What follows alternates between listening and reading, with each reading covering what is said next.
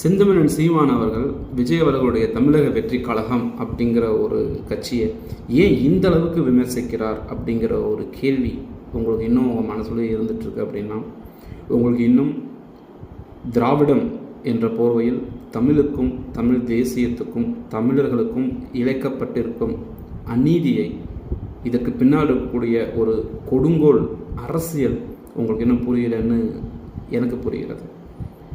2009ஆம் ஆண்டு ஒரு போர் நடந்தது. ஏன் நடந்தது, அதில் இறந்தவர்கள் யார் என்று கொஞ்சம் ஆராய்ந்து பாருங்கள்.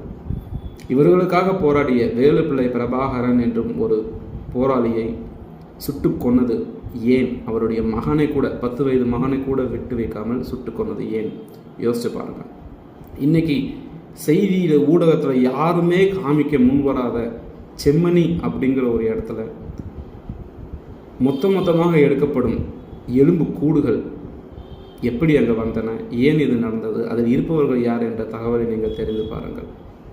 தமிழுக்கும் தமிழ் தேசியத்துக்கும் தமிழர்களுக்கும் இங்கே இருக்கக்கூடிய பாரம்பரிய விவசாயத்துக்கும் ஆபத்தாக இருந்து கொண்டிருக்கக்கூடிய திராவிடம் என்ற ஒரு தீய சக்தியை தாங்கி நின்றுதான் ஒரு அரசியல் செய்ய வந்திருக்கிறார் விஜய் அவர்கள் என்பதை சீமான் அவர்கள் தெளிவாக புரிந்து கொள்கிறார். ஒரு மரத்தை வளர விட்டு அப்புறம் அந்த மரத்தோட கிளைகளை வெட்டுவது கடினம் என்பது தெரிந்த காரணத்தினால்தான் அது முளைக்கும் போதே வேரோடு பிடுங்கி எரிய வேண்டும் அப்படிங்கிற ஒரு முயற்சியில் இன்னைக்கு திராவிடத்தை வளர்க்க வந்த இன்னொரு கட்சி ஆகிய தமிழக வெற்றி கழகத்தை சீமான் அவர்கள் இந்த அளவுக்கு தாக்குகிறார். உடனே நிறைய பேர் நினைக்கிறீங்க, இவர் நம்மளுடைய முதலமைச்சர் ஸ்டாலின் அவர்களை பார்த்துட்டு வந்தது பிறகுதான் விஜய் அவர்களை எதிர்க்கிறார் அப்படின்னு. ஆனால் அப்படிப்பட்ட ஒரு விஷயம் கட்டமைக்கப்படுகிறதே தவிர அது உண்மை அல்ல.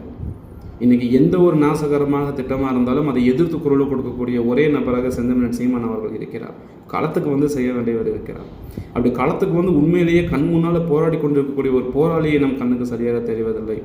ஆனால் லெட்டர் பேட் கட்சி நடத்துகிற மாதிரி ஒரு இடத்துல உட்காந்துக்கிட்டு பாதித்தவர்கள் நேரடியாக வர வச்சு பார்க்கக்கூடிய இந்த ஒரு மனநிலை இருக்கக்கூடியவர் நாளைக்கு அதிகாரம் வந்ததுக்கு பிறகும் எந்த பிரச்சனை நடந்தாலும் அவர் வாட்டுக்கு இப்போ இருக்கக்கூடிய ஸ்டாலின் அவர்கள் காது கொடுத்து கூட கேட்கறதில்ல. ஆனால் இப்போ விஜய் அவர்கள் உட்காந்த இடத்துலேயே அரசியல் பண்ணுறதுக்கு முயற்சி பண்ணுறாரு இல்லையா, ஒர்க் ஃப்ரம் ஹோம் மோடில் இருக்கார் இல்லைங்களா. அதே மாதிரி ஒர்க் ஃப்ரம் ஹோம் மோட்லேயும் முதலமைச்சர் ஆனதுக்கு பிறகும் இருந்தார் அப்படின்னா பல கேள்வி இங்கே உள்ளே இருக்குது. அதனால் என்னுடைய புரிதல் இதுதான். உங்களுடைய புரிதல் என்ன அப்படிங்கிறத நீங்கள் சொல்லுங்கள். உங்களுடைய கருத்தை கீழே தெரிவிங்க.